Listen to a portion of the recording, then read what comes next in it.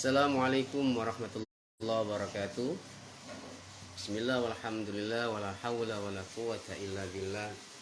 Assalatu wassalamu ala Rasulillah Muhammad ibn Abdillah wa ala alihi wa ashabihi wa man wala. Amma ba'du. Ketemu lagi kita dalam program Ramadan Keren bersama Madinah Iman Wisata. Sambil kita menunggu waktu berbuka puasa, kurang lebih 15 menit lagi kita bertemu dengan baduk maghrib ya. Kita tuntaskan ibadah puasa kita pada hari ini, di hari Jumat yang kedua di bulan Ramadan sekarang ini ya. Mudah-mudahan hari ini menjadi Jumat yang terbaik, Jumat yang memberikan keberkahan buat kita, Jumat hari yang diberkahi di bulan Ramadan yang penuh dengan keberkahan. Kita jemput maghrib dengan belajar tentang ilmu-ilmu ya. Saya akan membacakan beberapa hadis Rasulullah Shallallahu Alaihi Wasallam. Mudah-mudahan sebagai itibar, sebagai tadhkirah, sebagai pelajaran mengingatkan kita tentang bagaimana kita tetap berhati-hati di dalam kehidupan. Karena boleh jadi di dalam hidup ini banyak hal-hal yang sebetulnya menurut kita biasa saja, tetapi boleh jadi itulah jebakan kehidupan dunia yang boleh jadi akan membawa kesengsaraan kita nanti di akhirat atau bahkan terjadi di dunia ini. Nah, ada satu hadis yang disampaikan oleh Rasulullah Shallallahu Alaihi Wasallam. Hadis ini diriwayatkan oleh Imam Hakim bahwa ada dua dosa sebetulnya yang Allah Subhanahu wa taala akan mempercepat hukuman dari dosa ini. Ada dua dosa yang Allah mempercepat hukumannya di dunia ini, tidak ditangguhkan lagi di akhirat.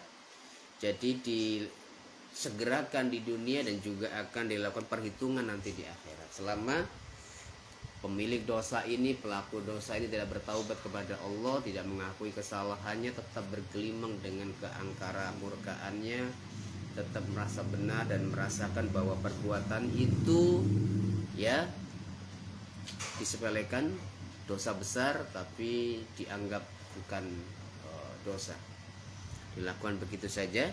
Ini dunia semakin hari menuju kepada hari akhir. Kita di penghujung zaman kehidupan, banyak hal-hal kriminalitas dilakukan tanpa memahami bahwa itu sangat berefek pada kehidupan ya, sangat bisa menyengsarakan kehidupannya, karena Allah menyegerakan dosa hukuman kepada dua dosa ini. Jika dilakukan oleh pelakunya di dunia, dia akan mendapatkan hukumannya, dan di akhirat dia akan mendapatkan pembalasannya. Baik, saya baca ya. Bismillahirrahmanirrahim. Qala Rasulullah sallallahu alaihi wasallam. Rasulullah sallallahu alaihi wasallam bersabda, babani muajjalani uqubatuha fid dunya, al-baghyu wal uquq. Rawahul Hakim.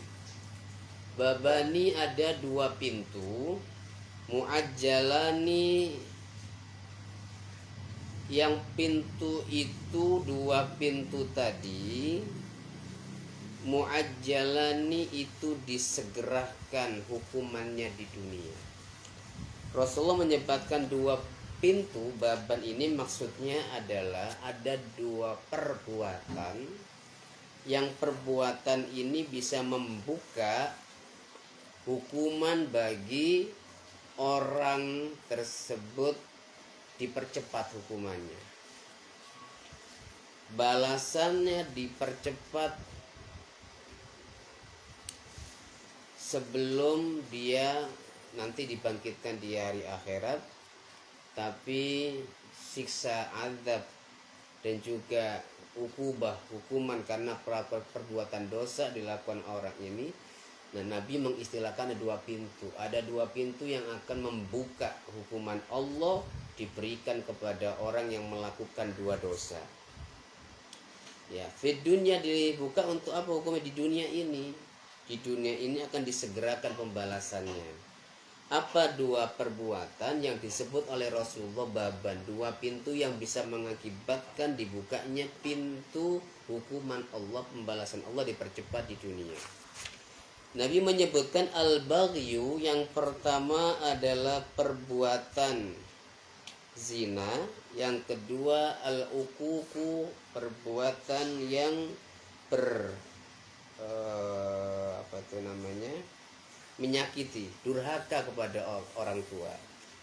Ya, ini sebetulnya bahasa generik. Kalau al-baghyu itu secara bahasa artinya perbuatan yang melampaui batas.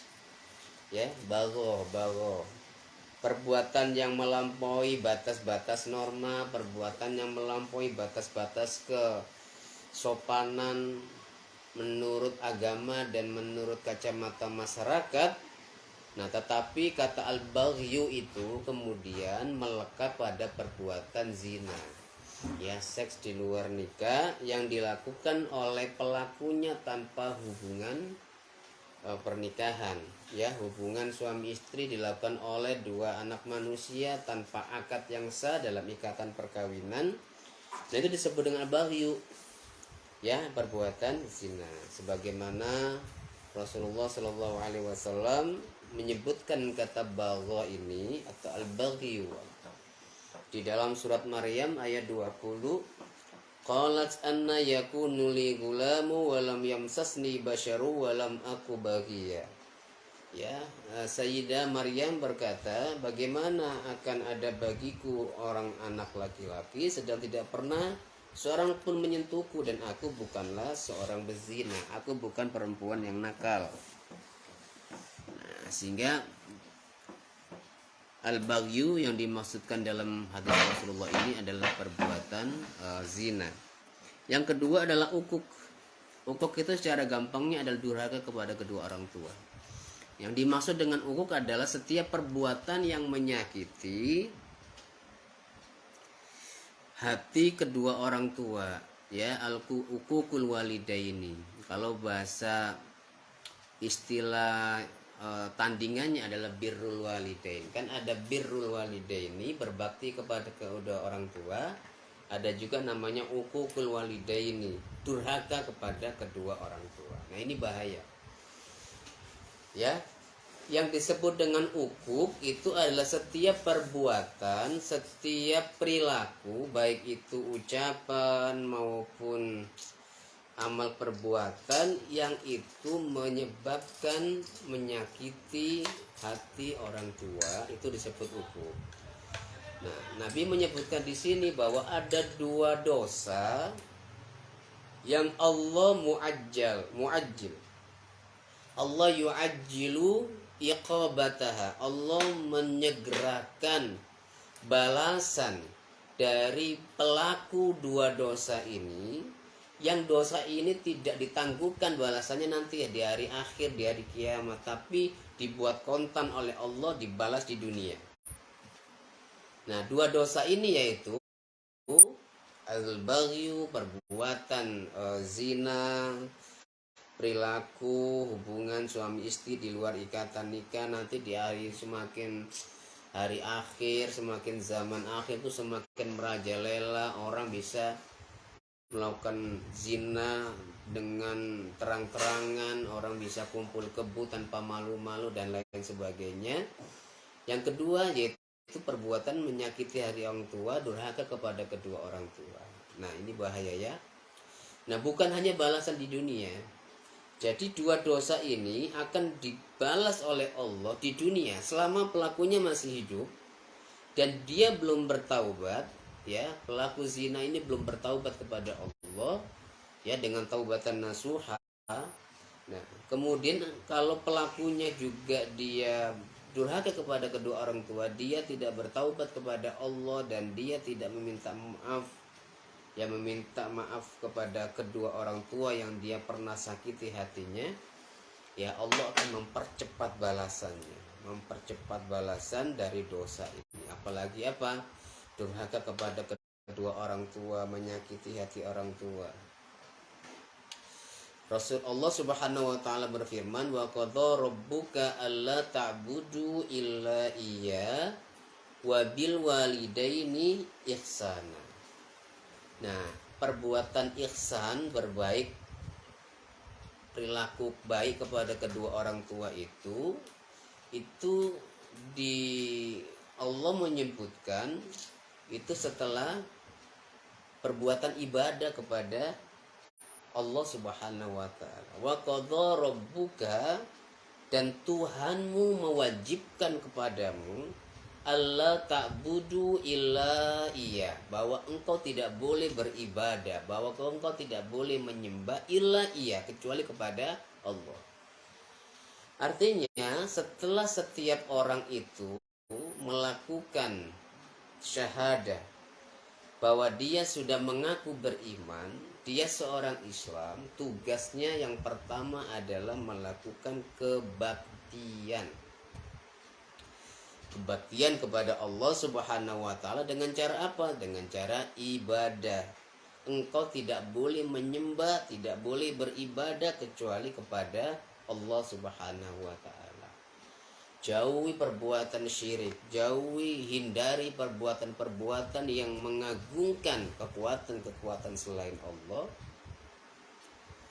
Nah, setelah engkau hebatkan ibadah, setelah engkau menjadikan penghambaanmu itu total kepada Allah, berikutnya adalah wabil walidaini ihsana. Allah memerintahkan engkau untuk berbuat ihsan kepada kedua orang tua.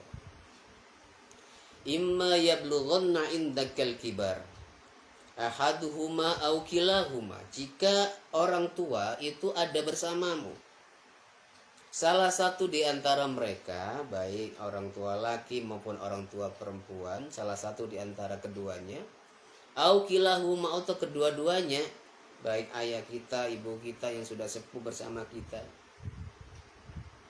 fala takul lahuma uffin, jangan engkau sekali-kali mengatakan uff, ah. Ini kan bahasa-bahasa sekarang kan sering kali kepakai. Apaan sih mama? Ah, apa sih? Nah, ucapan-ucapan ini sebetulnya uffin itu adalah sebuah ungkapan ketidaksukaan, setiap ungkapan yang meskipun ucapan cuma tapi itu adalah sebuah ungkapan, pernyataan, perkataan yang bisa menorehkan sakit hati di hati orang tua kita. Wala tanharhuma, jangan membentak orang tua. Wa qul lahuma qaulan karima, tapi berikanlah ucapan yang memuliakan kedua orang tuamu. Ingat bahwa perbuatan birrul walidain, ya, berbakti kepada kedua orang tua itu pendongkrak kesuksesan. Ya, banyak anak-anak muda, banyak orang-orang yang kemudian sebetulnya dari sisi kemampuan dia biasa saja. Dari sisi intelijensi dia boleh jadi biasa saja. Dari ciri syarat-syarat secara logikal, secara umum menurut kacamata orang awam, sebagai penunjang kesuksesan seseorang itu mungkin boleh jadi sang anak itu tidak punya atau biasa saja dia miliki, tetapi dia memiliki bekal yang luar biasa. Apa itu? Ridhonya orang tua dan doanya sang ibu, doanya orang tua. Doanya orang tua itu ajaib, ya. Setiap anak yang sudah mendapatkan keridhaan dan doa orang tua, dia pasti akan mendapatkan apa yang dia inginkan.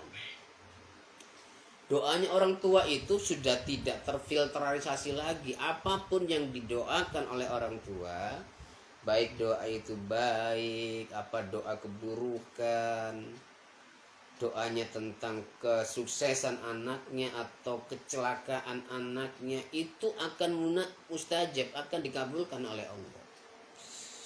Karena itu saya sering menyampaikan kepada para orang tua, hati-hati dalam berdoa, hati-hati dalam berucap. Karena setiap ucapan orang tua itu bisa menjadi doa. Dan doanya orang tua itu selevel dengan doanya Nabi. Sebagaimana Rasulullah SAW bersabda, Du'aul walid liwaladihi ka du'ain nabi li ummatihi. Doanya orang tua, terutama doanya sang ibu kepada anaknya, du'aul walid liwaladihi ka du'ain nabi li ummatihi, itu seperti doanya nabi untuk umatnya. Jika seorang nabi sudah angkat tangan kepada Allah, dia bermunajat kepada Allah untuk keselamatan umatnya, untuk keberkahan umatnya, untuk kehebatan umatnya. Setiap nabi ketika berdoa kepada Allah, Allah akan mengabulkan doa para nabi. Dan doa orang tua, doa para ayah, para ibu yang mendoakan anaknya di tengah malam, di saat sholat tahajud, atau setiap dia merasakan ingin memberikan doa kebaikan untuk anak-anaknya, itu juga selevel dengan doa Nabi. Ka du'ain nabi li ummati, seperti doanya Nabi untuk umatnya. Karena itu para orang tua ya, kalau mau berdoa untuk anaknya, apapun doa itu, berikan doa kebaikan untuk anak-anaknya. Karena apa? Setiap apapun yang kita ucapkan boleh jadi menjadi doa. Dan doa baik akan terwujud, doa buruk juga akan terwujud. Nah, hati-hati ya. Nah, untuk anak-anak sekali-kali jangan sampai kita menyakiti hati orang tua. Kalaupun kemudian kita tidak sengaja menyakiti hati orang tua, dari perilaku kita, sikap kita, atau perbuatan kita, ucapan kita, buru-buru minta maaf ya. Karena seorang hamba yang pernah menyakiti hati orang tua, terutama sang ibu, Allah mengharamkan aroma surga dari jarak 50 tahun. Ya, 50.000 tahun kita diharamkan untuk mencium aroma surga. Mencium aroma surganya gak boleh, apalagi masuk ke surga. Ya, mudah-mudahan kita dilindungi oleh Allah. Mudah-mudahan anak kita semua menjadi anak yang baik, anak yang soleh, anak yang solihah, anak berbakti kepada kita orang tua mereka, dan orang tua menjadi pemberi restu dan doa kepada anak-anaknya, doa-doa kebaikan yang menjadi gerbang kesuksesan untuk anak-anaknya. Ya, sudah tiba waktu maghrib. Sampai ketemu lagi besok insyaallah dalam program Ramadan Keren bersama Madinah Iman Wisata. Assalamualaikum warahmatullahi wabarakatuh.